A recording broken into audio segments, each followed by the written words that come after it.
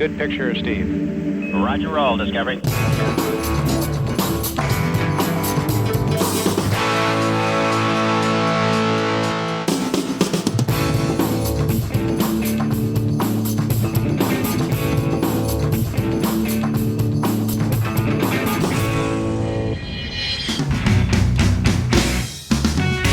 Cette semaine, la fine équipe de RLM dresse le portrait robot de la prochaine génération de MacBook Pro qu'Apple devrait dévoiler la semaine prochaine. Faut-il s'attendre à une simple refonte ou un franc nouveau concept ?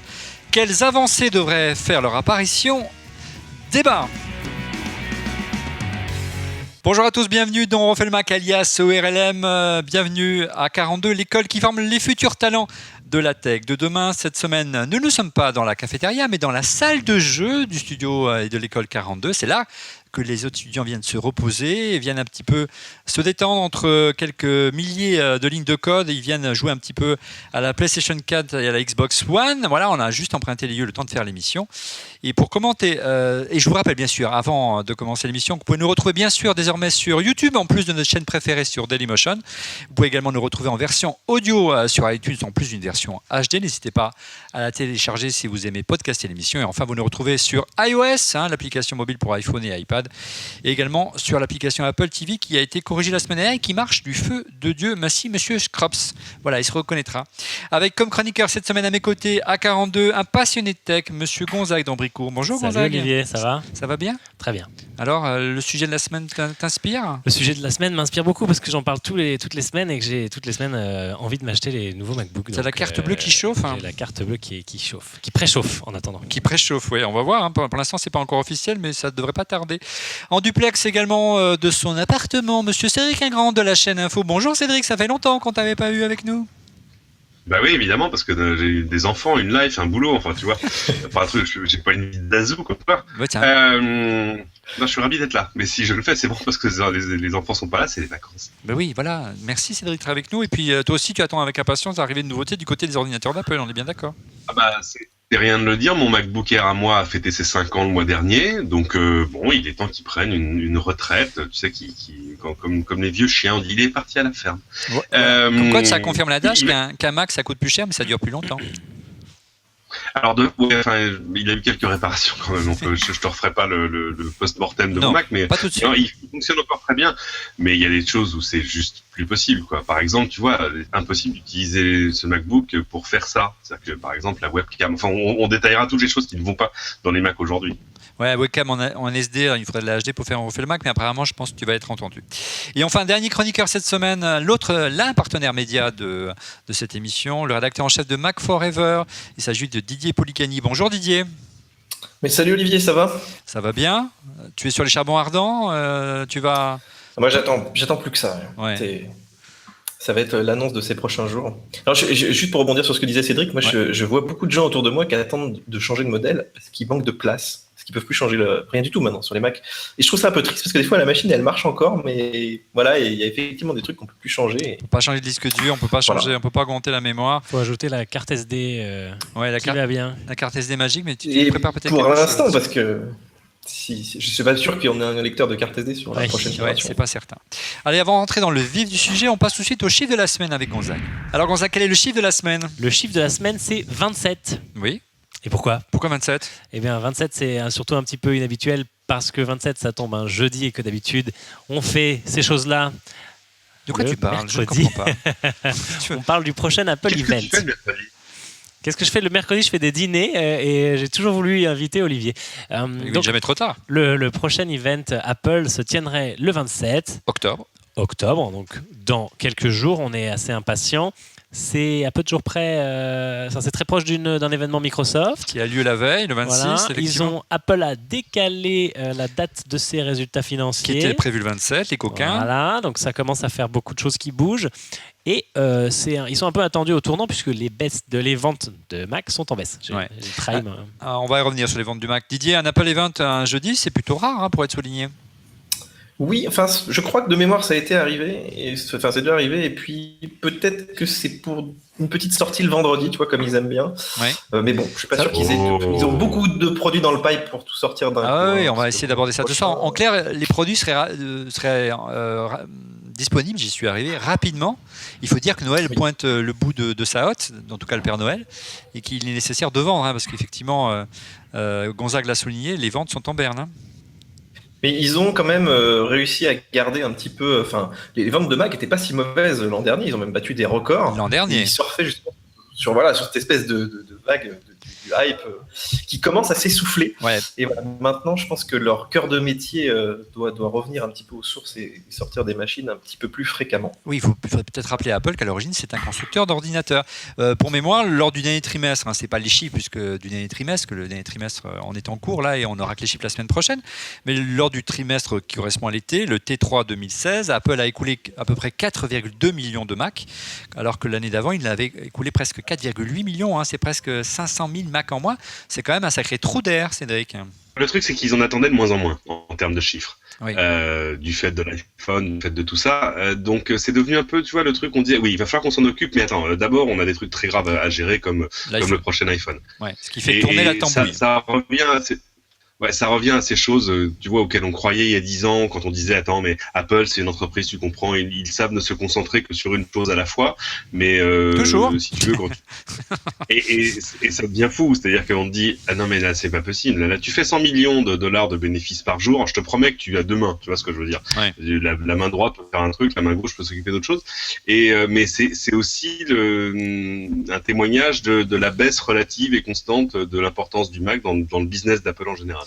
Dernière question, avant vraiment de dresser le portrait robot du prochain MacBook Pro. Comment vous analysez justement d'abord cette date, le 27, et au-delà le fait qu'Apple ait décalé les résultats financiers, les ait avancés. Est-ce que vous pensez qu'il y a une volonté justement, on sait qu'ils ne vont pas être bons, a priori ces résultats financiers, en tout cas du côté Mac, d'atténuer justement ce trou d'air qu'il va y avoir en bourse après l'annonce potentielle de résultats assez décevants, on verra la semaine prochaine, par des annonces, de belles annonces qui permettraient justement à l'action à repartir à la hausse. Votre avis, messieurs? Non, moi j'aurais tendance à penser que justement ils auraient fait l'inverse. C'est-à-dire que par exemple, ils auraient déplacé les résultats le lendemain de l'annonce. Ouais. En disant, regardez, les chiffres étaient pas bons et vous avez vu tout ce qu'on a lancé hier, ça déchire.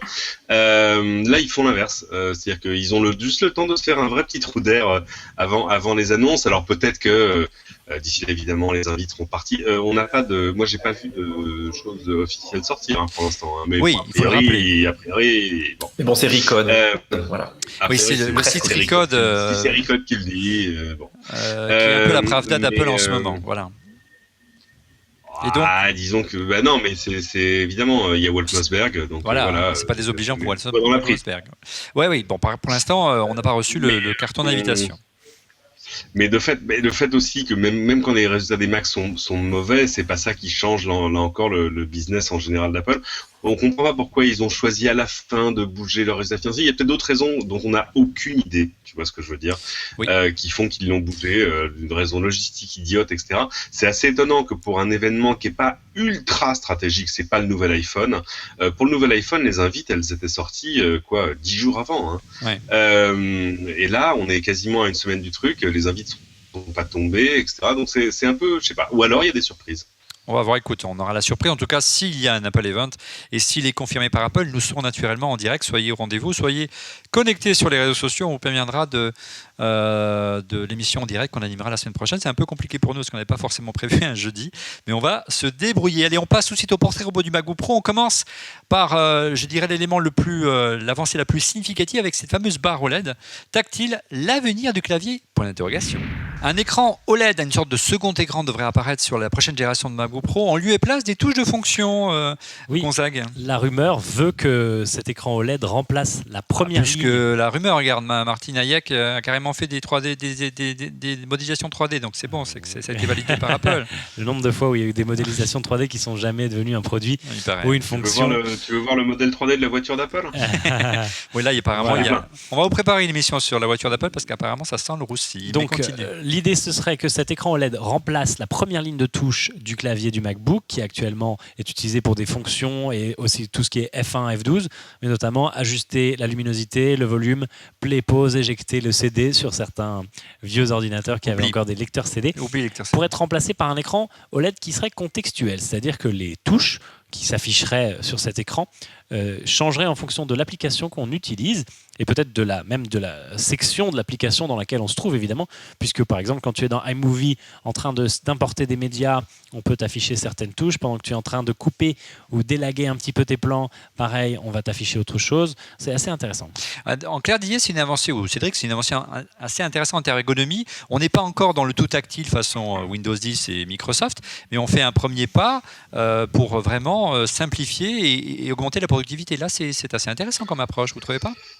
Je sais pas si ça simplifie, c'est intéressant, hein, mais faut se souvenir que la moitié des gens ils tapent sur le clavier sans le regarder, donc tout à coup ce que le clavier affiche ou affiche pas a pas énormément d'importance. Maintenant, c'est vrai qu'avoir des menus contextuels qui vont en fait remplacer un peu comme des widgets que tu garderais dans un coin de l'écran, tu vois, pour avoir je sais pas la musique que t'écoutes, ce genre de choses. Ouais, c'est pas inintéressant, c'est un peu gadget. Moi, honnêtement, je m'y attendais pas du tout. Enfin, on attend de voir si c'est vrai. Oui, pour l'instant, Oui. Ouais, pour l'instant, on a des modèles en 3D, mais à mettre à côté de ceux de il y a quelques images, mais on va vous les montrer dans un instant. Mais quelques châssis qui ont fuité à droite à gauche. Mais encore une fois, ça peut être juste un prototype. Didier, ton avis sur l'arrivée de cette barre OLED, ce serait enfin une nouveauté majeure, importante en termes d'ergonomie dans l'univers Apple et au-delà, une belle avancée en termes de design. Alors visuellement, ouais, et moi je suis assez d'accord avec Cédric, j'ai trouvé ça assez sexy en fait quand ça a été présenté, et puis les modèles 3D là, ils font envie, hein, c'est vraiment beau un clavier comme ça.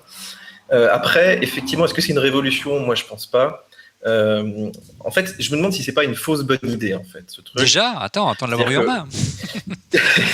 Non mais effectivement, il faut voir vraiment comment ils ont implémenté le truc, mais comme le dit Cédric, ça va être en fait un deuxième écran, donc il va afficher des infos, mais est-ce qu'on va vraiment aller regarder ? Tu sais, c'est un petit peu comme les écrans de bureau tactiles en fait, ça n'a pas vraiment d'intérêt parce que d'aller mettre les mains là-haut et là en bas, effectivement, d'afficher ce que tu peux déjà afficher dans ta barre des menus, je sais pas si on va aller regarder ça en permanence. Après, je dirais la deuxième idée, c'était de rajouter des commandes, donc dans iMovie, dans Final Cut. Bon, ça suffira pas, je pense, en termes de commandes, parce qu'on a besoin de beaucoup de choses. Par exemple, dans Final Cut Pro, les gens qui travaillent là-dessus, ils ont des énormes claviers avec plein de touches, etc. Mais il y a quand même un petit détail qui est passé assez inaperçu, c'est que c'est vraiment une barre OLED, c'est-à-dire que c'est plutôt un écran plutôt que des touches. Et je sais pas, c'est tactile, donc. Quand on actionne, ouais, mais en fait, quand tu actionnes tes touches là, de fonction, tu sais à peu près où c'est le volume, tu tâtonnes avec tes doigts. Là, il faudra vraiment regarder parce qu'en fait, c'est une barre, donc tu n'as pas de repère, il n'y a rien du tout dessus. Alors, il y a à voir un petit peu comment ça va être. Habile transition, Didier. Voilà, je ne sais pas. Habile transition, parce que la question que je me posais, c'est est-ce que justement, ils ne vont pas en profiter pour faire l'équivalent d'un 3D Touch avec un petit retour haptique pour vraiment, comme tu as aujourd'hui sur l'iPhone, parce qu'a priori, il y a un peu de place dans un MacBook Pro pour ça. Et il y a déjà un retour haptique, donc à partir du moment où pas en aveugle, mais presque, on enfonce le bouton, on pourrait avoir le retour et la vibration, clair. On pourrait, et il y a des constructeurs qui s'y sont essayés de faire des écrans dont on peut sentir des touches. Ouais, là, c'est assez difficile à faire, mais très intéressant. Alors, d'où vient cette rumeur ? On a essayé de comprendre s'il y avait des brevets d'Apple qui permettaient de faire ça. Il n'y en a pas forcément, donc on s'étonne un petit peu d'où vient cette rumeur. Il y a quelques pistes, on vous l'a dit, mais avant, on a été surpris en cherchant sur Internet qu'il y avait pas mal de vidéos et de concepts d'ordinateurs qui sont équipés de barres OLED. Regardez ce concept qui date de 2014, signé par Lucas Mayer, où on voit véritablement, là en plus c'est un MacBook Pro, où on voit une barre OLED avec, alors c'est moins design que ce que fait Martin Hayek, mais on voit comment la machine affiche automatiquement les fonctions, les barres de menu, etc., en fonction de l'application qui est lancée, ce qui veut dire bien évidemment qu'il faudra que les applications soient optimisées. Moi, ce que je trouve intéressant, messieurs, je ne sais pas votre avis, peut-être qu'on va poser la question d'abord à Gonzague, que c'est une tendance intéressante en matière d'évolution de l'informatique. On voit que maintenant les claviers deviennent personnalisables. Voilà, il n'y a plus forcément un besoin de touches mécaniques. On peut personnaliser son clavier avec des touches sur mesure en fonction de ses besoins. Et c'est une vraie évolution. Et c'est cohérent avec les écrans tactiles qui se généralisent partout. Ça me rappelle ce qu'a amené le clavier tactile au final sur iPad, sur iPhone, c'est-à-dire un clavier dont la disposition et dont les boutons affichés évoluent en fonction de ce dont tu as besoin. Par exemple, quand tu tapes que des chiffres, on t'affiche que des chiffres. Quand tu veux taper une adresse mail, on va t'afficher le arrobase, etc. Je comprends ce que dit Cédric sur le fait que les gens ne regardent pas leur clavier, mais en fait, c'est pas vrai. Ça, c'est nous. Et on ne doit pas s'enfermer dans notre bulle geek de mecs qui sont capables de taper à l'aveugle. Ma mère, elle tape avec 2 doigts sur son truc et elle les regarde, ces touches. Et Apple ne vise pas qu'une cible de gens super connectés qui tapent tout dans le terminal. On vise aussi un public qui a besoin d'un ordinateur qui les prend un peu en main, qui est simple. Le Tactile, l'iPad, l'iPhone ont permis ça. Et pourquoi pas le porter sur le MacBook. Oui, l'idée même, pour aller dans ton idée, c'est de dire que, pour aller plus loin, qu'Apple pourrait même aider les utilisateurs d'iPhone ou d'iPad à switcher sur Mac s'ils ont des PC. Ouais, c'est retrouver un petit peu la philosophie, quoi. C'est pas une aide suffisante pour que ça soit aussi simple, mais c'est l'idée. Voilà. Et puis, autre concept de clavier personnalisable. Alors, regardez ce clavier OLED, il s'appelle l'Optimus Maximum, produit par la société russe Art Lebedev Studio. On en parle depuis 2002, donc on voit bien que c'est une tendance, pas de fond, mais c'est quand même un gros bid, ce truc. Oui, c'est un gros bid, mais là, on voit que là, c'est pas personnalisable. C'est chaque touche qui intègre un écran OLED, donc c'est un peu lourdeau. Du coup, c'est personnalisable. Oui, c'est personnalisable, mais disons que tu peux pas avoir un coup une touche large, une touche étroite, une touche large, une touche étroite, ou voir mettre un bouton de volume, comme tu peux avoir sur une barre OLED. Cette barre te permet effectivement de personnaliser véritablement comme tu le souhaites. On a vraiment hâte de découvrir si c'est le cas. Dernière tendance au niveau des claviers, mais malheureusement on ne pense pas que ça soit prêt pour les prochains MacBook Pro. C'est une rumeur dont on a parlé cette semaine sur Mac Forever, Didier. C'est qu'Apple serait en discussion pour acheter Sander Keyboard. Tu peux nous expliquer un petit peu ce que c'est que Sander Keyboard, Didier ? Oui. En fait, eux, ils ont une idée qui est pas bête, c'est de dire plutôt que de mettre du OLED sous chaque touche, donc qui consomme d'énergie et qui est inadapté, par exemple à de l'iPad ou même à des ordinateurs portables, on peut imaginer que ça leur fait de la conso supplémentaire. Là, c'est vraiment d'utiliser de l'encre électronique, donc voilà, il y a besoin juste d'un petit courant électrique pour changer la touche, mais après, elle reste dans son état à l'infini. Alors, moi, je vois surtout ça de façon très intelligente, c'est-à-dire que ça permettrait à Apple d'avoir des claviers vraiment universels et de plus s'embêter avec ses localisations. Oui. Et pour moi, c'est vraiment autre chose par rapport à la barre LED. On est vraiment dans deux concepts dans différents. Dans univers différents. Mais voilà, peut-être plus administratif. Moi, je crois moins comme Gonzague que ma grand-mère, elle a envie que son clavier il change tout le temps et que les touches elles évoluent en fonction de la façon dont elle tape, parce que c'est déjà compliqué. Et justement, pour les gens comme nous, je suis pas persuadé que d'avoir ces touches qui vont changer tout le temps. Moi, je vraiment pas du tout envie de regarder mon clavier. Tu vois, je dis que c'est la barre qui a du sens, pas le clavier entier. Je dis, sur l'iPad, c'est pratique les quelques changements qu'a le clavier, mais évidemment, le bandeau OLED ne va pas faire changer tout le clavier. Donc, j'étais plutôt d'accord avec toi. Bon, ton iPad, il peut changer complètement avec les chiffres, les lettres, mais ils n'avaient pas le choix. Sur l'iPad, il n'y a pas de touche, il n'y a rien, donc ils peuvent faire un petit peu ce qu'ils veulent aussi. Si tu le regardes machinalement, ton clavier d'iPad. Oui. Certitude, en revanche, quasiment certitude concernant ce prochain MacBook Pro, il devrait hériter du clavier des MacBook Pro, des MacBook Retina. Oui, ce clavier, il a été déployé sur le MacBook, qui s'appelle maintenant MacBook tout court. Il a été déployé aussi sur les nouveaux claviers sans fil Apple. On va le retrouver partout, ce truc, c'est évident. C'est pas exactement le même sur les claviers sans fil, mais effectivement, c'est un clavier avec un retour une course assez limitée. La frappe est assez ferme. Souvenez-vous, Apple. Très silencieux. Apple avait fait une vidéo de 7 heures pour expliquer comment on tapait mieux bien au milieu et pas sur les côtés, on faisait moins des erreurs de frappe, etc. Vous qui avez essayé les MacBooks, vous en avez été convaincu de ces nouvelles générations de claviers par rapport aux anciens. Moi, je préfère le bon vieux clavier du MacBook Pro. Ouais, c'est toujours agréable d'avoir un clavier qui a un peu de course, tu vois ce que je veux dire. Là, le procédé qu'ils ont inventé, qu'ils ont mis en œuvre est absolument remarquable. Il y a une espèce de retour tactile quand même, etc. Mais c'est quand même très plat. C'est pas désagréable à l'usage, mais c'est vrai que c'est décontenançant quand tu viens, quand t'es un pionnier quand t'es un vétéran du MacBook, t'as pas la sensation d'avoir le même confort de frappe, quoi. Mais après, évidemment, tout ça est dicté par la course à la finesse, qui est un argument qui se comprend. Moi, j'aime bien Cédric. Moi, quand on teste, le MacBook pour moi, ça correspond pas du tout à mon usage, donc c'est pas l'ordinateur que j'achèterais. Mais quand je les teste, j'adore. Je passe 2 semaines géniales à taper au clavier. Vraiment, je kiffe cette sensation. Et après, quand je reviens sur le MacBook Pro, j'ai l'impression d'avoir un clavier de 1902. Donc, pour moi, ça fait aucun doute que ce clavier, on va s'y faire. Et on a vraiment. C'est comme quand on est passé un peu des grosses touches, des gros claviers des Mac dans les années 2000, gros claviers que tu avais sur l'iMac, et puis à ces petits claviers tout plats là qu'on a maintenant. La différence, en fait, elle est vraiment là. Pour moi, c'est une vraie évolution, ce clavier. Allez, on a fait le tour du clavier du prochain MacBook Pro. On va parler maintenant du capteur d'empreinte digitale.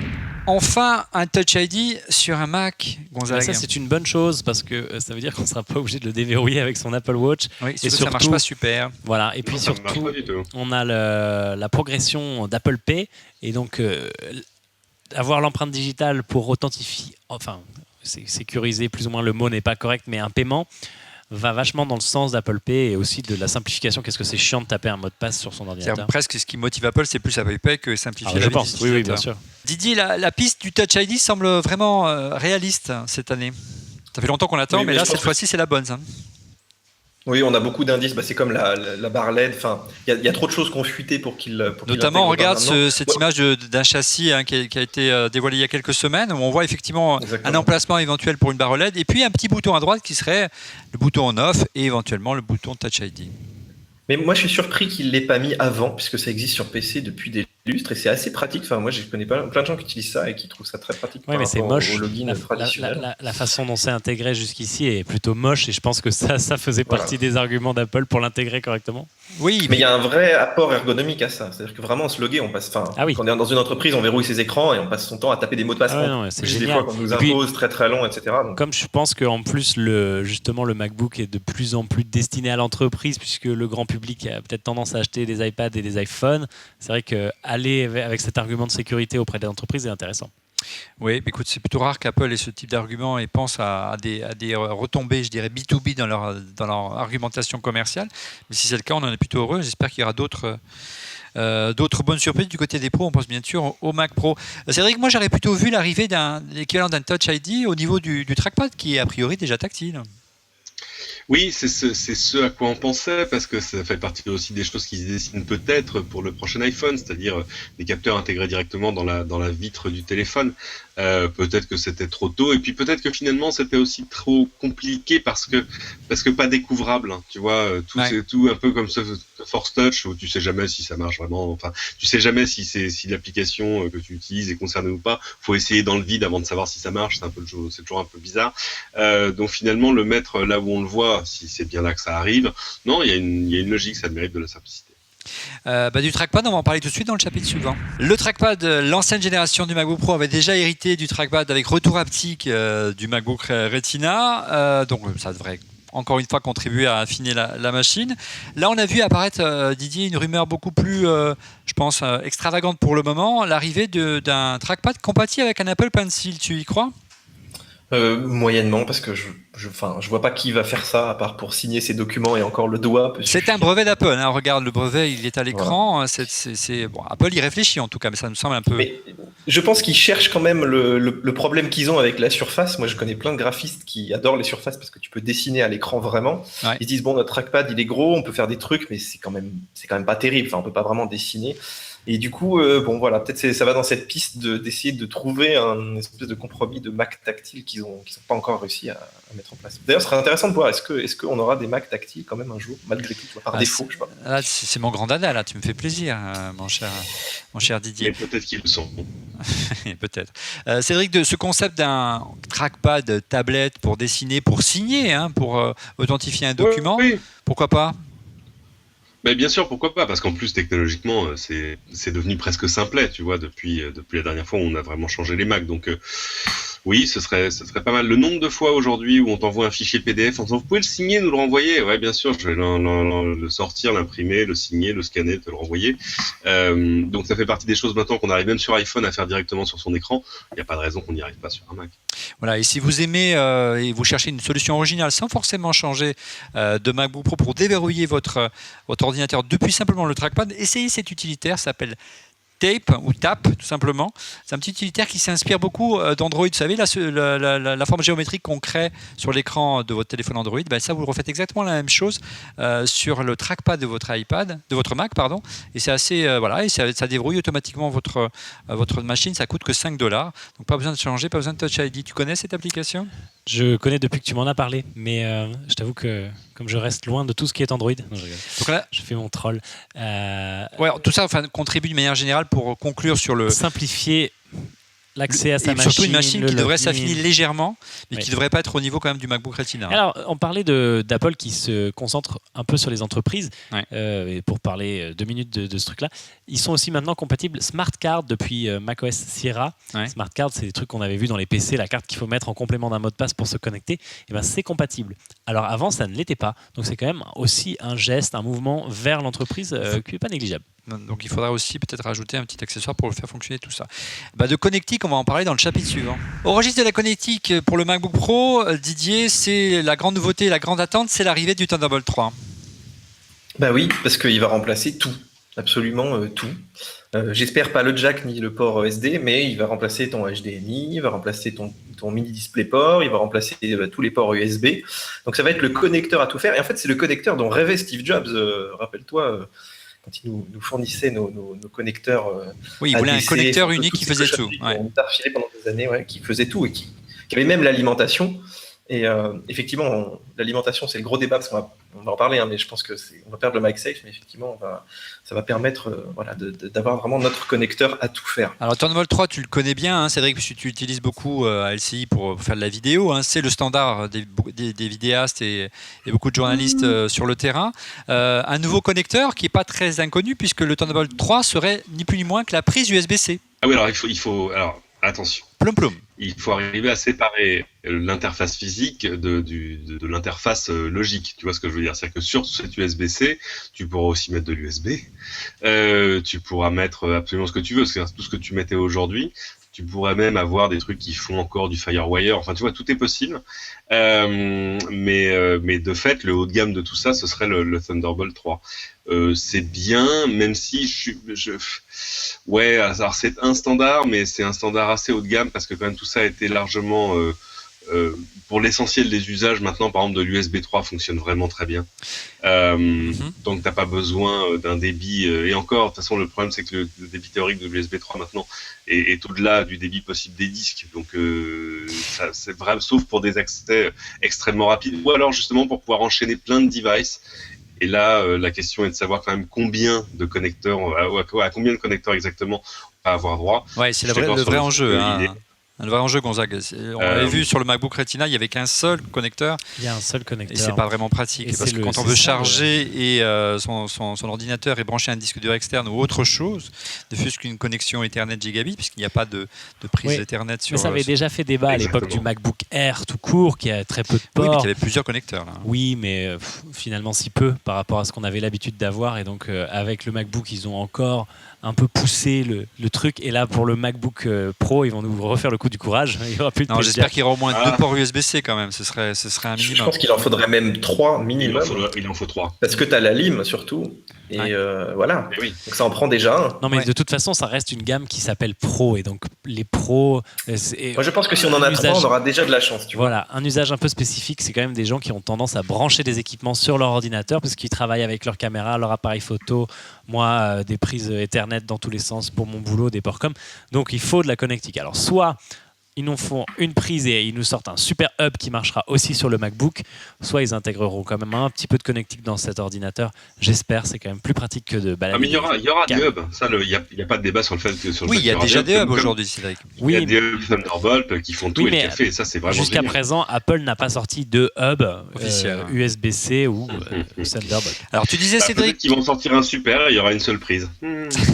Tu disais, Cédric, que le Thunderbolt 3 ne devrait pas apporter énormément d'avancées en termes de performance, puisqu'on est déjà pas mal, c'est vrai, pour la plupart, en tout cas le grand public, satisfait de l'USB 3, voire le 3.1 qui monte jusqu'à 10 gigabits par seconde. Ça correspond à peu près à la vitesse du Thunderbolt 1. Le Thunderbolt 2 doublait ce débit théorique, on était à 20 gigabits, sauf que là, avec le Thunderbolt 3, tu monterais à 40 gigabits.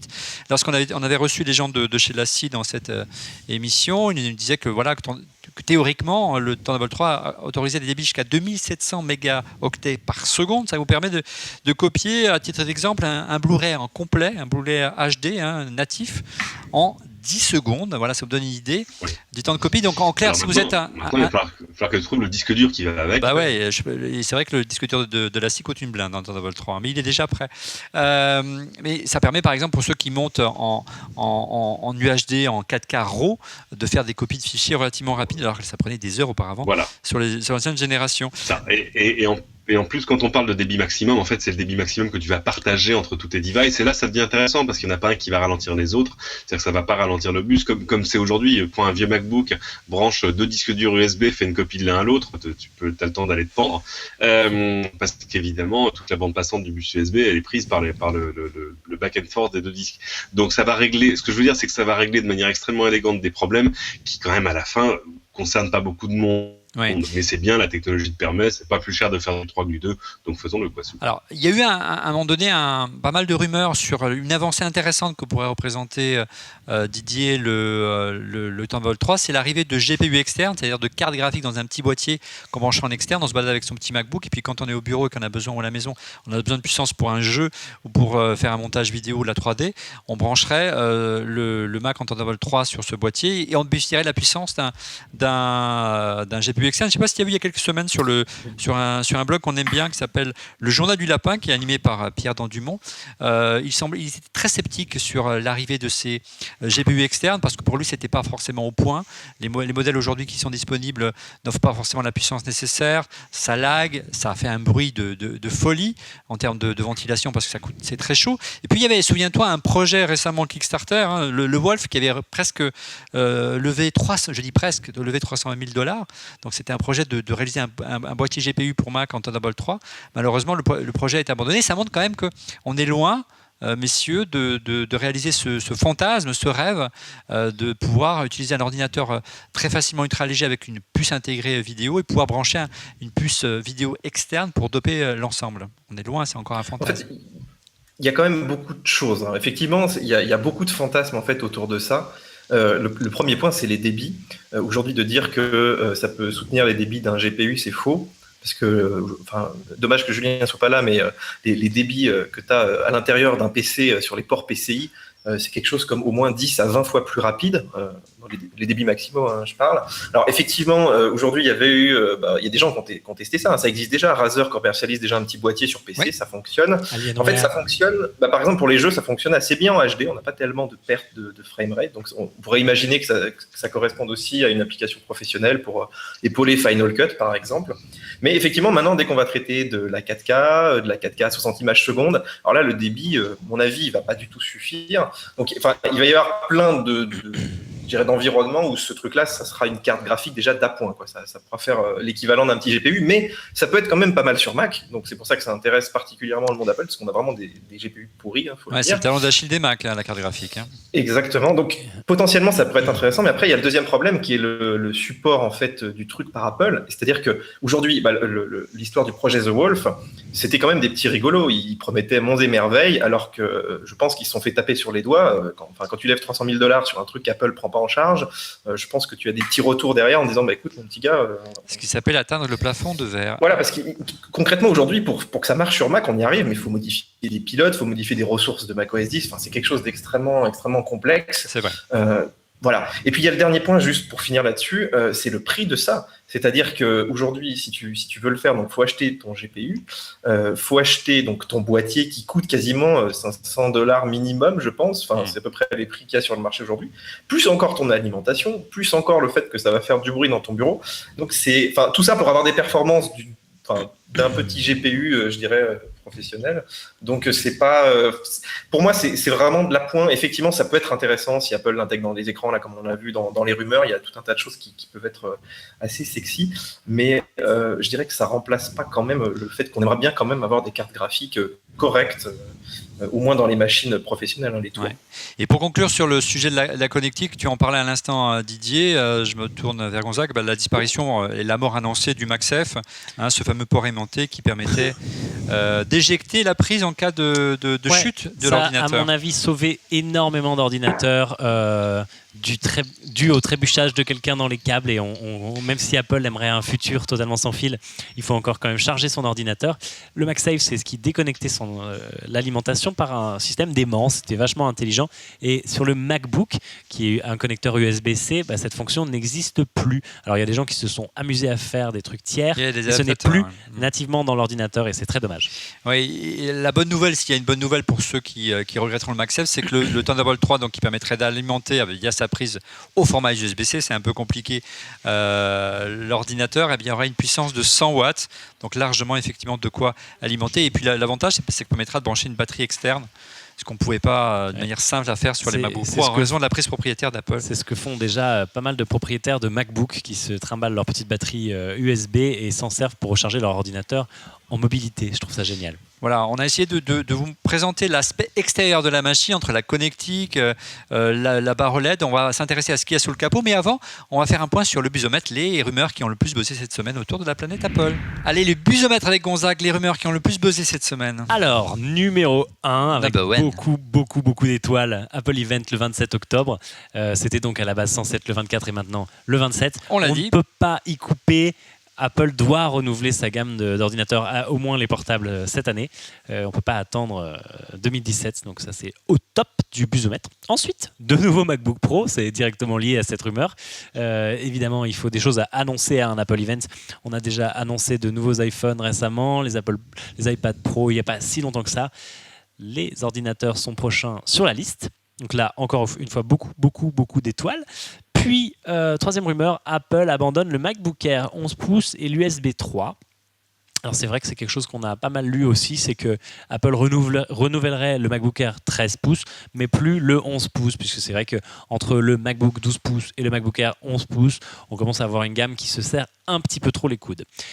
Donc là, encore pas mal d'étoiles.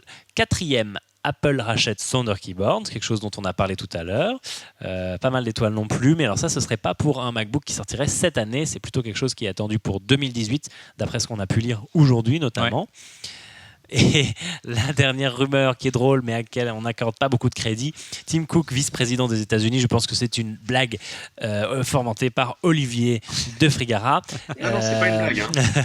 Non, c'est pas une blague, Cédric. Blague à part. C'était des schémas établis par. En gros, il y avait une liste par l'équipe de campagne de vice-présidents potentiels élaborés par l'équipe de campagne d'Hillary.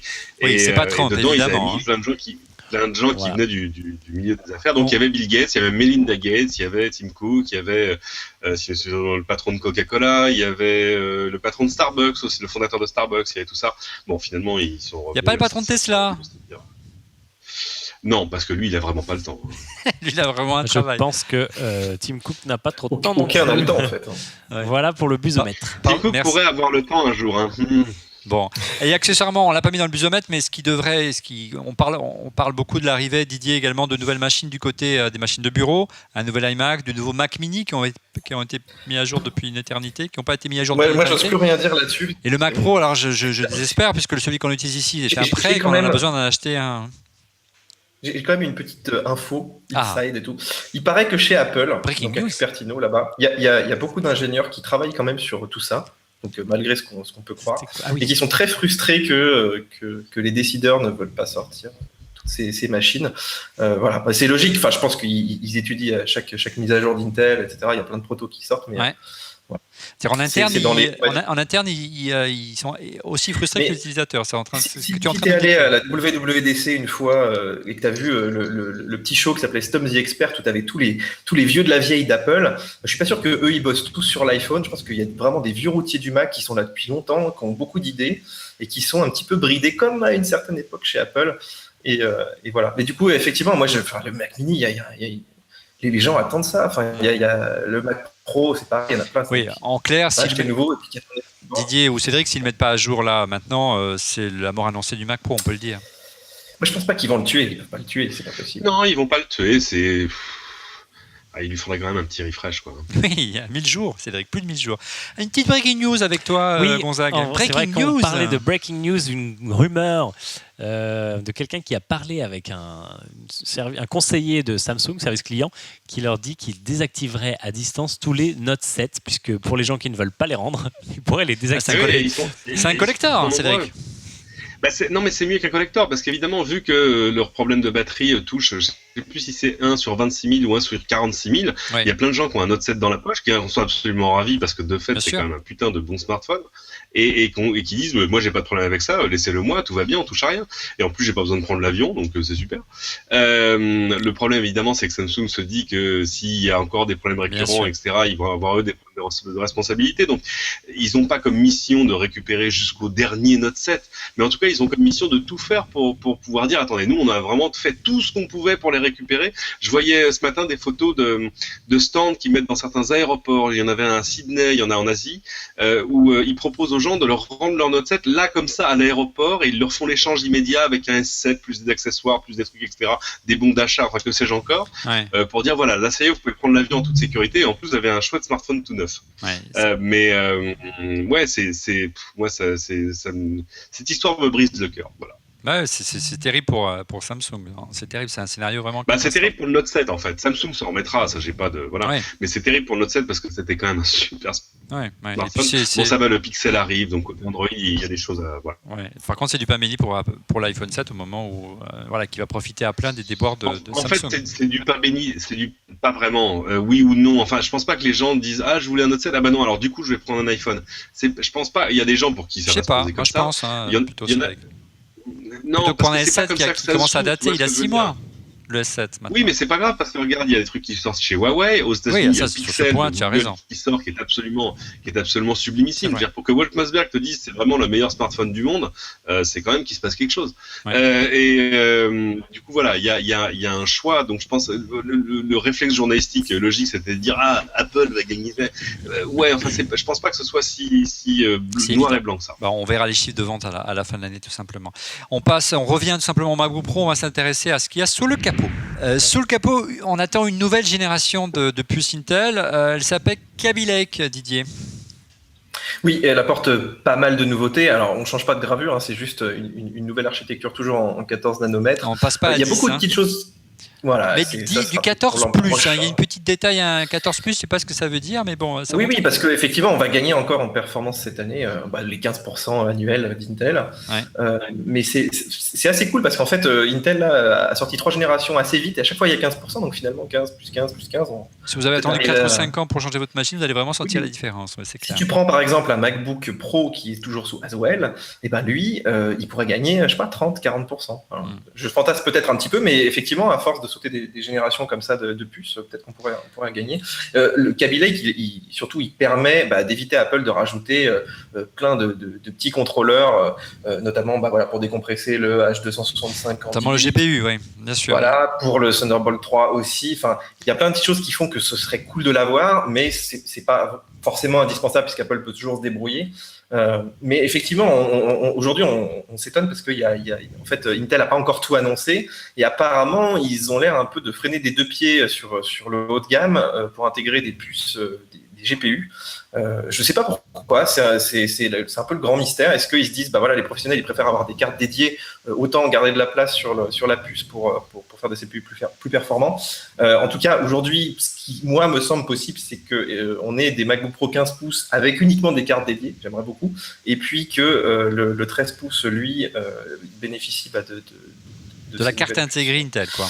Voilà, c'est peut-être ce qui se profile. Donc, on va voir un petit peu. Pour l'instant, en tout cas, il n'y a pas les puces qu'il faut en fait pour les MacBook Pro 15 pouces. Donc, voilà. Il y a encore un doute, Cédric, sur l'arrivée de Kaby Lake sur les prochains MacBook Pro. Skylake, qui est aujourd'hui l'actuelle puce la plus répandue de dernière génération d'Intel, pourrait être encore installé dans la prochaine génération. Toi qui étais à l'Intel Developer Forum, qu'est-ce qui s'y est dit là-bas ? Rien, enfin je veux dire sur les MacBook, rien. Non, mais sur la plateforme. Rien, c'est merveilleux, mais on est d'accord sur le fait que c'est à chaque fois des améliorations incrémentales, mais on est d'accord, oui, bien sûr, quand tu fais plus 15, plus 15, plus 15, au bout de 5 fois plus 15, t'as quasiment fait plus 100, donc c'est pas mal. J'ai lu qu'il y avait une belle amélioration en termes d'autonomie, Cédric, dans page de Kaby Lake. Tu aurais 7 heures au lieu de 4 en lecture vidéo d'une vidéo 4K, ce qui est quand même remarquable, si c'est le cas. Tu pas de 4 à 7 heures. Parce que c'est des benchmarks et ça dépend aussi du. Ça, c'est juste la plateforme. Ça dépend aussi du reste de ton ordinateur. Enfin, tu vois, à chaque fois quand on te dit regardez, avec ce CPU, on fait plus 30% d'autonomie. Oui, mais il reste aussi ton disque dur qui, lui, sa consommation, elle n'a pas changé. Enfin, tout le reste, l'écran, elle reste. D'abord l'écran, évidemment. Mais non, mais évidemment, on est quand même tous. On a tellement tous attendu une mise à jour des MacBooks. que ce serait quand même chouette que ça se fasse sur la dernière plateforme disponible. Oui, et qu'en plus, on sait que les rapports d'Apple avec Intel sont assez francs, bons et directs pour que justement ils raccrochent les wagons au moment de la sortie d'une nouvelle plateforme. Oui, on voit à Gonzague sur la roadmap d'Intel qui a fuité qu'effectivement l'arrivée de Kaby Lake correspond au trimestre, mais on est un peu borderline. Mais effectivement, si les rapports sont un peu réchauffés entre Apple et Intel, ça devrait le faire. Oui, c'est fin d'année, Kaby Lake, ça correspond à maintenant. Ouais. À moins que Apple bascule complètement sur puce ARM, mais ça, j'y crois pas pour le moment. C'est une rumeur qui est aussi assez forte et qu'on avait la semaine dernière dans le Busomètre, que Apple arrête complètement de travailler avec Intel. C'est intéressant parce qu'on referait un retour en arrière. Enfin, on a déjà eu cette conversion à Intel et on referait un retour à autre chose. On en serait le 60. Voilà, donc est-ce que ça va se faire? Je ne sais pas. La rumeur. Un souci avec Cédric qui s'est pris une décharge électrique, je n'ai pas compris pour le son. Non, c'est chez vous, c'est pas chez moi. Non, c'est une porte qui a claqué. Bon, d'accord. La rumeur était entretenue par le fait que l'iPad est de plus en plus puissant, l'iPhone également, et donc on arrive à faire des processeurs qui sont basse consommation avec des GPU intégrés qui sont quand même plutôt impressionnants, mais c'est pas encore la même chose que de faire bosser un MacBook. Puis on imagine l'effort. Il y a beaucoup de fantasmes. Beaucoup d'efforts de migration. Beaucoup de fantasmes et beaucoup d'efforts. Oui, Didier. Mais on compare souvent des choses qui ne sont pas comparables. C'est-à-dire que même aujourd'hui, Geekbench, ça n'a pas de valeur universelle. En matière de productivité, en matière de production, tu veux dire. Voilà, c'est ça. Exactement. Il faudrait Final Cut sur ARM et Final Cut sur Intel. Et tout ce qui a été optimisé pendant des années. Moi, j'y crois pas beaucoup à l'arrivée d'ARM sur des machines haut de gamme. Ouais. Ça pourrait peut-être le faire sur sur des petites machines d'entrée de gamme pour gagner. Et encore, Intel n'est pas si mauvais. Hein. Quand tu regardes l'autonomie des MacBook Air, des MacBooks, elle n'est pas si mal par rapport à la puissance qui est délivrée. Donc, voilà, moi je demande à voir, mais je fantasmerai pas outre mesure sur cette arrivée d'ARM. Didier, tu parlais il y a un instant de la carte graphique. On va essayer de la passer au crible ensemble dans le prochain chapitre. Enfin, du nouveau côté carte graphique, côté Mac, ça fait des années qu'on attend de l'arrivée d'une nouvelle carte graphique, notamment depuis la sortie du Mac Pro qui n'a quasiment pas évolué. Cette fois-ci, toujours une collaboration privilégiée avec AMD pour les cartes graphiques et Apple. Nvidia n'est pas de retour dans les faveurs de la marque et donc on parle de l'AMD Polaris. Elle est apparue en tant que pilote dans macOS Sierra, c'est ça Didier? C'est pour ça qu'on a cette piste-là. Oui, tout à fait. Le truc, c'est qu'il n'y a que cela, c'est-à-dire qu'il n'y a pas ceux d'NVIDIA. Donc le doute est même plus permis maintenant, c'est forcément AMD. Disons qu'historiquement, c'est vrai qu'aujourd'hui, NVIDIA est un peu en position de force, c'est-à-dire qu'ils ont vraiment le haut de gamme, tout pour eux. Enfin, dès qu'il y a des comparatifs, ils sont largement devant. Ils sont très forts sur la réalité virtuelle aussi. Hein. Oui. Mais il y a un point qui est étonnant, c'est la consommation. Ouais. Aujourd'hui, AMD a vraiment des gros problèmes de consommation et d'aller mettre ça dans des machines qui sont le plus fines possible, dans des portables, on va voir ce que ça va donner avec la prochaine génération, mais c'est assez inquiétant. Alors, à l'inverse, historiquement, AMD faisait plutôt des bons pilotes sur Mac par rapport à Nvidia. Donc, voilà, moi, mon cœur balance, mais c'est vrai qu'on aimerait peut-être avoir le choix aussi. Hein. On parle de la RX 460 qui arriverait sur Polaris, qui arriverait d'AMD, qui arriverait sur le MacBook Pro, Cédric. On permettrait enfin peut-être d'Apple de rattraper son retard sur la réalité virtuelle. Un 14 nanomètres, la fréquence la finesse de gravure, ça permettrait vraiment de l'intégrer dans un design et un form factor cher à Johnny Ive. Ouais, mais les besoins de puissance de la VR, c'est un souci sur les plateformes mobiles, c'est moins un souci sur du PC ou du Mac de génération récente. En fait, c'est toujours le même problème. J'aimerais bien avoir un HTC Vive sur mon Mac, pas uniquement sur un PC, quoi. Why not? Mais juste faire qu'ils trouvent une interface USB-C. Ça va le faire, ça va venir, tu vas voir. Le cœur du problème, c'est juste que Apple met tellement de temps à mettre à jour ses plateformes et ses Mac qu'on a vraiment intérêt à partir avec au moins une petite longueur d'avance en termes de spécification pour pas se dire dans 18 mois forcément ça fait pas ça, c'est dommage. Bah oui. Donc oui, tout ce qui permet de prendre cette petite longueur d'avance est évidemment bienvenu. Je dis ça avec un sous-entendu immédiat, c'est que moi je serais le premier à cliquer acheter à la seconde où c'est disponible, hein. Quasiment quelles que soient les spécifications, parce que de toute façon ce sera mieux que mon MacBook et que j'attends ça depuis quoi. Ça fait combien de temps que j'envoie des tweets à Phil Schiller? Ça fait 2 ans. Et il t'a répondu, non? Non. Non, de toute façon, si tu l'avais fait, tu ne pourrais pas nous en parler. La Polaris RX 460, ce ne serait pas une exclusivité du MacBook Pro parce qu'elle est déjà arrivée. Et figurez-vous qu'elle est arrivée dans un PC. Un PC, c'est fraudé. Regardez l'HP Omen 15 pouces, regardez, voilà, qui est plutôt joli en termes de design et qui attaque déjà ce processeur-là graphique. Donc on peut penser que voilà, la production est là. Il ne reste plus qu'à Monsieur Schiller à lancer. Des PC, on va en parler dans un instant. On va essayer de se faire mal, de s'auto-flageller, de s'apercevoir que finalement les constructeurs de PC ont considérablement rattrapé leur retard côté design, côté performance, côté ergonomie, côté qualité de fabrication. Regardez, on en parle dans un instant. Tour d'horizon donc des concurrents des MacBook Pro. Il y a beaucoup donc de concurrence en ce moment, Gonzague, et le modèle qui a beaucoup fait parler de lui, c'est un modèle d'HP. HP va beaucoup mieux avec le Spectre. Le HP Spectre, il a le même nom qu'un James Bond et il est magnifique. Il est ultra fin. Il a ôté au MacBook le titre de l'ordinateur le plus fin du marché. Ouais, exactement. C'est un concours et je pense que ça va continuer. On va finir avec des feuilles d'aluminium. Non, mais c'est un symbole. On s'aperçoit que c'est vrai qu'il se bouge enfin sur ce créneau-là. On est loin des gros Dell épais en plastique avec un lecteur de CD. On n'est plus dans ce modèle-là dans le monde PC. Non, mais on n'est plus en 97, Olivier Frigara. Tu sais. Je te montrerai quelques Dell qui sont encore en vente. Tu vas te mettre les mains sur les yeux. Oui, bien sûr, mais c'est aussi. On va voir certains collègues de LCI à toi les entreprises souvent ont des demandes. Les entreprises souvent ont des demandes un peu que tu juges un peu archaïques, mais qui sont leurs demandes. Moi, j'avoue que on m'a mis dans les mains des Dell récents, vraiment des Dell d'entreprise assez basiques d'ailleurs. Ouais. Et j'étais, en tout cas, il n'y a pas eu de mauvaise surprise. C'était pas genre, qu'est-ce que c'est ? Non, c'était pas si mal. Ouais. Mais de fait, il y a des machines qui poussent un peu en termes de design, que ce soit chez HP, que ce soit, chez plein de gens. Il y a tout à coup un vrai retour au design industriel, au moins pour faire des modèles un peu évocateurs, tu vois, qui font vendre le reste de la gamme. Alors là, c'est HP, c'est le leader mondial des ordinateurs portables.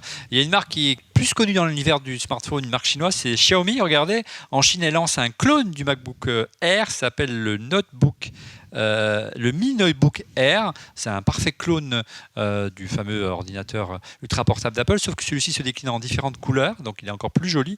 Et son prix, il est de 500 €. Ça laisse assez rêveur, Didier. Oui, voilà. Après, faut vouloir avoir un PC ou un Mac. Je pense que on peut te faire le PC le plus beau du monde, ça suffit pas quand même. Les gens achètent quand même des Macs pour. Non, mais en clair, le design, l'ergonomie, la qualité de fabrication, c'était pas forcément des choses qui étaient à part les Sony Vaio ou les ThinkPad, il n'y avait pas forcément énormément de machines qui avaient ce profil-là. Il faut bien l'avouer. Clairement, mais on découvre aussi que pour avoir des belles finitions, du unibody, etc., il fallait quand même mettre le prix côté PC. Et là, moi, je l'ai pas eu dans les mains le Xiaomi, mais j'aimerais voir un petit peu, voilà, ce qu'il en est vraiment à l'usage. Alors, est-ce que c'est vraiment aussi bien fini qu'Apple, tu vois ? Quel autre modèle emblématique qu'on pourra confronter au Mac aujourd'hui du côté de Microsoft, peut-être ? Alors moi, du côté de Microsoft, j'aime bien Surface Book et la Surface 4, qui sont assez... qui sont plus que des tablettes, c'est de vrais ordinateurs. Oui, et puis c'est des ordinateurs convertibles, du coup, parce que tu peux vraiment... Enfin, le Surface Book, tu peux détacher la tablette du clavier, mais sinon, quand tu les détaches pas, c'est un ordinateur portable. On ne sait pas trop si c'est un franc succès, par contre. C'est pas forcément un franc succès commercial, mais c'est un peu comme à l'image de Samsung, qui a réussi à faire des smartphones aujourd'hui dont la qualité de finition sont excellents. Remarquable. On voit ça arriver dans le milieu des PC. Et ça a mis longtemps, parce qu'en fait, pendant longtemps, les seuls gens qui faisaient des ordinateurs de très haute couture, c'était les Sony Vaio.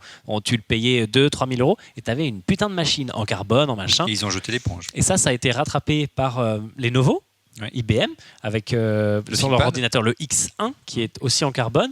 Et Dell a sorti un XPS 13 avec Kaby Lake, qui est annoncé avec 22 heures d'autonomie de son côté. Donc il y a aussi des trucs intéressants qui se passent dans le côté PC. Cédric, de ton côté, un PC qui t'a marqué récemment en portable ? Écoute, il n'est pas à cette échelle-là. C'est-à-dire que c'est plus une sorte de machine hybride, tu vois, entre la tablette et le petit PC. C'est chez Lenovo, c'est le Yoga Book, qui existe à la fois en Android et en Windows. C'est juste que c'est 100 € de plus pour l'avoir en Windows. C'est 499 ou 599. Ouais. Et le design, là, est absolument sublime. Il faut voir de près le design de la charnière de cette machine.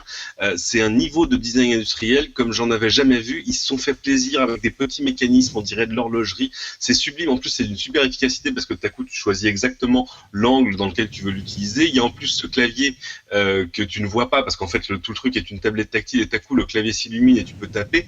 Enfin, ça marche avec un stylet. Bref, tout ça dans une machine à 400 balles. C'est très, très, très impressionnant. On aurait envie d'en voir une plus grosse version. Alors, il y a plein de yoga chez Lenovo, mais voilà, la même chose en plus gros et en plus puissant, ce serait tout à coup une sorte d'alternative intéressante et assez provocante. On voit, Didier, que le concept d'ordinateur hybride se développe d'année en année, est de plus en plus crédible, de plus en plus réussi, et puis accessoirement, le prix 400-500 €, c'est des gammes de prix où Apple n'est pas présent, et visiblement, elle ne sera pas présent avant longtemps, Didier, malheureusement. Oui, ceux que tu payes 400-500, il faut voir ce qu'il y a dedans aussi. Des fois, c'est des Core i3, il n'y a pas de circuit graphique. Mais par contre, nous, on a tourné un petit reportage il n'y a pas très longtemps, et j'étais assez surpris de voir qu'Apple est en train de perdre complètement le marché en fait, des graphistes, enfin ceux qui avaient des Cintiq et tout, et qui se baladent maintenant avec. Des tablettes graphiques. Qui ont acheté des surfaces pour pouvoir dessiner à l'écran, d'autant que Windows est assez bien optimisé maintenant pour le tactile, et puis même Adobe, ils ont fait énormément d'efforts dans Photoshop, etc. Et en fait, il n'y a pas de réponse d'Apple, c'est-à-dire qu'il y a l'iPad Pro, effectivement, si tu veux griffonner un peu sur ton truc, mais rien sur le Mac. Si tu veux utiliser Photoshop sur un écran tactile. Ouais, il y a beaucoup de gens qui bossent aujourd'hui, qui font de l'animation 3D, qui font de la story, du graphisme tout simple, et qui vraiment attendent ça, même de la retouche photo et tout. Enfin, ouais, voilà, et je sais pas ce qu'ils font, quoi. Voilà, qu'est-ce qu'il faudrait pour qu'ils sortent aujourd'hui un Mac tactile? Est-ce qu'ils attendent vraiment d'avoir un système qui soit complètement hybride ou pas? Mais on pourrait très bien imaginer un Mac simplement tactile. Il y avait déjà un petit peu des sociétés qui bossaient avec Apple justement pour rajouter une couche tactile et puis proposer des choses, mais c'était gros, c'était mal fait. Voilà. Mais il y a une vraie demande, je pense, là-dessus, sur des marchés de niche d'Apple historiques. Ça me fait plaisir d'entendre ça, parce que d'habitude, c'est moi qui rabâche tout le monde et qui emmerde tout le monde avec le terme d'un Mac, un Mac tactile. Et on me dit que ça sert à rien. Moi, je pense que ça sert. Et puis surtout, tu l'as dit, c'est pour ça que j'ai un peu tiqué tout à l'heure quand Gonzague a dit tiens, il s'intéresse aux pros, mais malheureusement, il laisse tomber les pros. On l'a vu avec le Mac Pro, on l'a vu avec les graphistes, on l'a vu avec les illustrateurs 3D. Il faudrait qu'Apple ait une approche un peu, une ouverture, vraiment une unité vraiment dédiée pour les pros. Mais je dissocierais pro et entreprise. Et entreprise, bien sûr. Entreprise qui m'achète 1000, 2000, 3000 machines, et le pro qui est à la maison, qui est le créateur, qui est quand même l'ambassadeur de base. Oui, qui est le premier représentant de la famille Apple. C'est l'ADN d'Apple. Ce sont les premiers prescripteurs d'Apple pendant des années, qui allaient, il y a quelques années, quand Apple allait mal, configurer l'ordinateur du copain en disant si tu achètes un Mac, tu verras, je vais te le configurer aux petits oignons. Et c'est quand même bête de se détourner de sa base installée et de ses fans les plus fidèles de la première heure. En tout cas, les gens que je connais qui sont dans la création bossent encore sur Mac. Oui, du côté d'iCreate également. Moi, j'ai visité beaucoup de studios de création où il y a des belles tours PC avec des énormes cartes graphiques qui tournent sous Photoshop, sous Illustrator. Et ça, on en voit vraiment plus. Non, mais souvent, ils n'ont pas le choix, et on le voit aussi avec Final Cut et la vidéo. Et on a nous ce problème. Elles n'ont pas de quoi acheter des Mac Pro à tout le monde. Elles ont pas de quoi. Mais au-delà. Mets-toi à la place mets-toi à notre place. On a besoin d'acheter un Mac Pro pour faire la régie dont on refait le Mac. On est obligé d'acheter une machine qui a 3 ans d'âge. Et qui coûte une fortune. Et qui coûte un bras, 3 ou 4 000 €. C'est juste pas possible. Donc là, Macintosh dans ton coin. Voilà, mais c'est pour ça qu'il y a beaucoup de gens qui se détournent d'Apple aujourd'hui. Il faudrait qu'Apple, et on aura, j'espère, la réponse la semaine prochaine, aussi bien pour le grand public avec le MacBook Pro et le MacBook Air, mais également penser au Pro. Le Mac Pro, il faut vite un nouveau Mac Pro. Dernier mot pour vraiment clore ce portrait robot du MacBook Pro. Ça fait des années qu'on voit des iPads avec des fonctions cellulaires, la possibilité de mettre une carte SIM 4G. Va-t-on enfin avoir, Gonzague, un ordinateur avec simplement un modem 4G intégré? J'aimerais beaucoup. Alors, Apple avec le tethering pas ironique, qui est déclenché par le Bluetooth, a rendu ça quand même beaucoup plus simple qu'avant de se connecter à Internet via son smartphone, et ça évite de payer 2 forfaits. Maintenant, pourquoi ils n'intégreraient pas la même chose que ce qu'ils ont fait dans l'iPad, c'est-à-dire une carte SIM virtuelle qui te permet de souscrire à un abonnement à la volée ou pour une durée de temps. Il faudrait quand même mettre un modem. Ouais, exactement. Je sais pas s'il coûte le plus cher. Le problème, c'est que ça prend de la place et qu'on est en train de chercher à avoir de la place, à prendre de moins en moins de place pour faire un ordinateur de plus en plus petit. Et le mode partage de connexion, Didier, ça marche assez bien quand même avec l'iPhone. Oui, enfin voilà, ça marche. Faut mieux le brancher parce que si tu le mets en Wi-Fi et que tu fais rien pendant 5 secondes, il s'arrête. C'est pas très pratique. Mais tu sais qu'ils ont déjà fait un prototype de Mac comme ça cellulaire. Il y avait des petites antennes Oui, et il s'est retrouvé sur eBay. Voilà. Ça a été mais il n'est jamais sorti. Mais je pense qu'effectivement, le marché est trop de niche dessus. Même s'il y a des perspectives intéressantes, mais ce problème de la carte SIM, là, je ne comprends pas qu'Apple n'ait pas la puissance aujourd'hui pour dire voilà, on a fait ce qu'ils ont fait pour le jack, il faudrait qu'ils le fassent pour la carte SIM, parce que là, il y a un réel intérêt de supprimer ça, effectivement, de mettre juste des petits modems qui permettent de se connecter en 4G un peu partout, quoi. Et ce sera le mot de la fin. On va passer tout de suite à vos coups de cœur. Les coups de cœur, on commence par Cédric. J'en ai deux. Le premier, c'est celui que j'ai devant moi. C'est ici, c'est ça. C'est le micro que j'ai utilisé depuis tout à l'heure. C'est beau. C'est le nouveau Raspberry de chez Blue. Tu sais, Blue, les micros, c'est leur métier. C'est notre partenaire de cette émission. Blue aussi. Et le précédent, on l'aime bien. Comment il s'appelle, celui qui a une tête de monstre du Loch Ness là? Le Blue. Je ne sais plus, mais ça va me revenir. Vas-y. Voilà, ça va me revenir. Et ils font le Yeti aussi. Le Yeti, qui est très chouette aussi. Il ressemble à un gros micro de studio. Bah là, ils ont fait le Raspberry, qui est magnifique pour plein de choses. D'abord, le son est vraiment vachement bien. Il est pas très grand. J'adore le design assez vintage avec le cuir ici. Des boutons sur les côtés pour régler à la fois le volume de ton casque et le volume et le gain de ton micro. Et puis, alors ça, je sais pas comment je vais vous le montrer avec les câbles. Enfin, je vais essayer. Ça va faire du bruit. On est désolé. Mais il y a ce pied en fait qui est là, qui lui sert de pied, mais aussi de protection quand tu l'emportes avec toi dans sa petite pochette. Oui. Mais surtout, et l'argument qui tue, il est là, c'est que non seulement c'est un micro USB. Alors, il a une prise casque, donc tu as un retour direct de ce que tu dis dans les oreilles. Non seulement il est USB, mais aussi il se branche directement en Lightning sur ton iPhone ou ton iPod. Et là, tout à coup, ça change absolument tout à la qualité sonore de tes vidéos, de tes appels FaceTime, de tout ce que tu veux. C'est plug and play, hein. Tu branches, ça marche, on se pose pas de questions. Il vaut quand même aux alentours de 200 €. Mais voilà. Le prix s'oublie, la qualité. Mais c'est vrai que pour faire du podcast, pour faire du commentaire, pour faire des interviews, c'est pas un micro de reportage. C'est un truc qui est destiné quand même plutôt à être posé sur un bureau. Tu peux le mettre sur un vrai pied de micro. Non, moi je l'aime, je l'adore. On a il compris. vit dans mon sac depuis quelques jours. Donc voilà, le Raspberry de chez Blue. Deuxième chose qui n'a absolument rien à voir, j'ai découvert ça aujourd'hui. Il faut savoir, aux États-Unis, il y a un pédiatre qui s'appelle le Dr Karp et qui a théorisé des choses pour prendre soin des bébés, le fait qu'il faille les emmailloter la nuit pour qu'ils pleurent pas. En gros, il a écrit un bouquin dont il a vendu évidemment des millions d'exemplaires à des parents exténués, qui explique comment faire pour que ton bébé fasse sa nuit. C'est du vécu, Cédric. Ouais, bah moi, c'est son livre, je l'ai acheté un jour à 4h du matin sur l'iBook Store. Ouais, je connais ça. Il y a quelques années. Et il a lancé sa start-up. Il a lancé sa start-up, le garçon. Ah bon? Ça s'appelle Happiest Baby. Et Happiest Baby, ils ont lancé, regardez, le Snoo. Alors le Snoo, c'est un petit bébé, mais c'est un petit bébé robot, monsieur.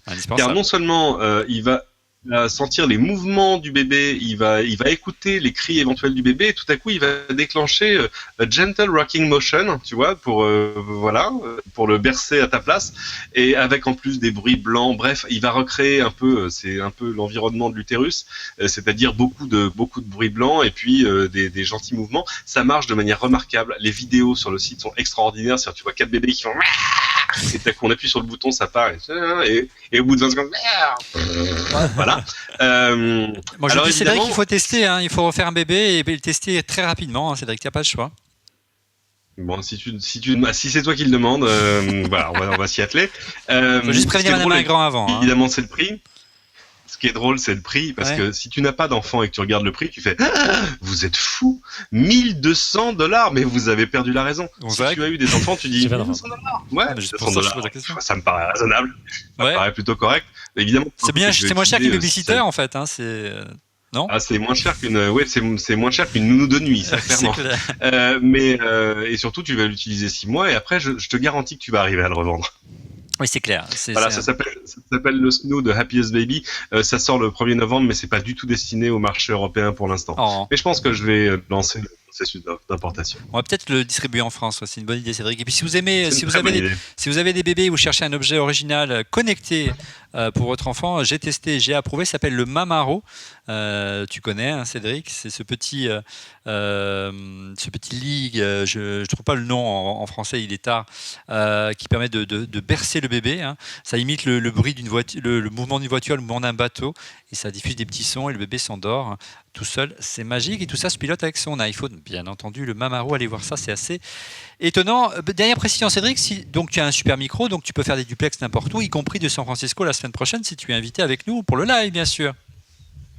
Non, petit clin d'œil. On s'en parlera tout à l'heure, mais je pense que la réponse est non et non. Mais écoute, tu peux faire la matinale, prendre l'avion, revenir avant. Non, ça va être un peu compliqué. Merci Cédric Didier de ton côté. Un truc qu'Apple n'a pas exactement pris en compte, c'est les vacances scolaires. Accessoirement, mais oui, c'est clair. De ton côté, Didier, quel est ton coup de cœur aujourd'hui ? Alors après les papas, les gamers, de jeux un petit peu. Alors tu sais ce que c'est ça ? C'est pas mon coup de cœur, mais c'est une manette de Cédric qui sait peut-être. Mais oui, mais si, c'est Apple qui l'a fabriqué, Cédric. Cédric. C'est quoi ? C'est une manette de pipine ? Oui. Voilà. J'ai une pipine qui est arrivée au bureau cette semaine, quand je joue avec, c'est très drôle. Pièce de collection. Il a vraiment beaucoup de retard. Oui, ouais, mais en fait, c'est pas 15 ans à arriver quand même. C'est ça. Ouais. Mais quand tu vois les jeux qu'il y a dessus, tu te dis heureusement qu'elle n'est pas arrivée. Parce que... Oui, surtout quand on voit l'état des jeux à l'époque sur Mac, c'était pas grand-chose. Non, mais les jeux de PlayStation sont hyper sympas de l'époque. Mais là, vraiment, Power Rangers et tout, ça rame, c'est moche. Mais j'en parlerai, on fera une petite vidéo là-dessus. Mais moi, je voulais vous parler de l'adaptateur en fait pour PlayStation qui est sorti. Ça y est, il est dispo pour 24,99 € pour les manettes DualShock. Et là, tu me demandes à quoi ça sert ? Parce que les manettes DualShock bien sûr. sont déjà prises en charge sur Mac par défaut en Bluetooth. Si tu les connectes, ça marche. Bien sûr. Moi qui n'ai Mais tout marche pas en fait. C'est-à-dire que tu as plein les petits retours de vibrations, etc. Ils ne marchent pas. Et puis Sony qui adore le Mac en ce moment, c'est bizarre parce que tu vois, il n'y a pas de carte graphique, mais voilà, on a Sony, Steam et tout qui sont derrière Apple, c'est assez drôle. Et en fait, Sony a sorti donc un utilitaire qui permet de streamer ta PS4 sur ton Mac. Enfin, donc madame peut regarder sa série pendant que toi tu joues à ta console depuis ton Mac en streaming, à ton réseau Wi-Fi pourri, bref. Non mais ça marche plutôt bien et en fait donc on peut brancher ces DualShock grâce à ce petit dongle qui vaut que 24,99 et ça fonctionne sur Mac, donc c'est vraiment pris en charge sur macOS 10 et je trouve ça plutôt cool. Je sais quoi demander pour Noël. Merci Didier. Gonzague, de ton côté, ton coup de cœur. Mon coup de cœur est pas high-tech, mon coup de cœur c'est ce t-shirt que j'ai acheté de mes propres deniers. Cette marinière qui est en fait un t-shirt pour faire du vélo qui est réfléchissant. La marque c'est ICY. Il y a un peu de tech quand même. Oui, mais bon, il n'y a pas d'électronique à l'intérieur. Et du coup, les voitures te voient la nuit, comme les gens roulent un peu comme des chauffards. Élégant et réfléchissant. J'ai pas encore les gants, mais le t-shirt. Non, élégant. Ah, élégant, pardon, je suis sourd, tu vois. Non, c'est pas grave. À mon âge. Non, mais ça va bien. Donc, si tu as testé, ça marche bien. Ah bah, j'ai testé, je me suis pas encore fait renverser. Si je ne vois pas mercredi prochain, c'est que le t-shirt n'est pas efficace. Prochain. Ah oui, jeudi. Jeudi pour le live. Mais il n'est pas encore au courant, mais voilà. Merci, c'est tout ? Oui, c'est tout. De mon côté, regardez, c'est un accessoire assez basique. Regardez, c'est un clavier et c'est français, c'est made in France. Ça s'appelle Bleu Jour, la société qui fait ça, une start-up toulousaine, je crois. Ça s'appelle le clavier CTRL. C'est un clavier Bluetooth qui reprend les codes d'Apple, ni plus ni moins. Sauf que celui-ci, il est pourvu d'un pavé numérique. Si vous aimez coder ou si vous aimez faire des calculs dans Excel, ça peut être utile, croyez-moi. Ou même notre réalisateur qui a besoin du pavé tactile pour piloter les différentes caméras robotisées, c'est indispensable. Et accessoirement, il a une grosse batterie, donc sa batterie tient 1 an sans recharge, donc c'est remarquable. Et accessoirement, si vous aimez le design, il se décline en différentes couleurs, dont une blanche de toute beauté. Et ça coûte 99 € tout de même. Ça s'appelle le CTRL de Bleu Jour. Regardez, essayez, c'est assez épatant. Nous, on a adopté ça à la rédaction d'iCreate. Voilà, nous sommes arrivés à la fin au terme de ce 241e épisode d'En refait le Mac. Merci de l'avoir suivi. Vous retrouvez chaque semaine ou presque Gonzague dans cette émission et j'espère la semaine prochaine poursuivre le live. Jusque-là, chaque semaine. Bon, tu mets un casque quand tu fais du vélo. Non. Non, il faut. Si, je mets mes écouteurs, mais c'est plus je de la suis musique bien passé pour savoir qu'il faut mettre un casque, croyez-moi, sinon je ne serais pas là. Je ne serai pas là ce soir. Cédric, on essaie de te connecter la semaine prochaine. Tu vas essayer de te libérer un petit peu ?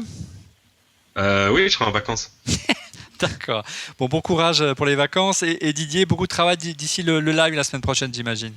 Oui, moi je compte les jours, voilà. Bon. Avec le poney. Et on verra si on a eu tout juste ou tout faux ce soir. Quelque chose me dit qu'on n'est pas loin de la vérité.